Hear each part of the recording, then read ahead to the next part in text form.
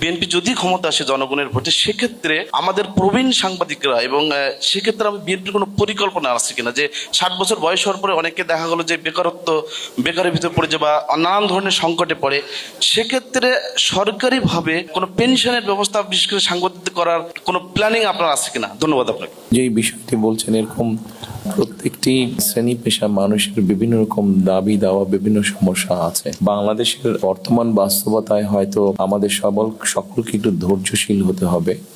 কারণ আপনি নিজেই বললেন বা অনেকে বক্তব্য বলেছেন, বিগত 15-16 বছর ফ্যাসিস্ট আমলে যেভাবে দেশ থেকে দেশের সম্পদ পাচার হয়ে গিয়েছে, স্বাভাবিকভাবে আমরা যদি সকলে ধৈর্যশীল হই, রাদার আমরা যদি জন এফ কেনেডির ওই কথাটা বলি যে রাষ্ট্র আমাকে কি দিল তা না, আমি রাষ্ট্রকে কি দিতে পারি, সেক্ষেত্রে হয়তো আমরা ধীরে ধীরে হলেও একটা বেটার অবস্থান গড়ে তুলতে পারবো এবং তখন সকলকে আমরা একটা সুবিধাজনক অবস্থায় নিশ্চয়ই নিয়ে যেতে পারবো।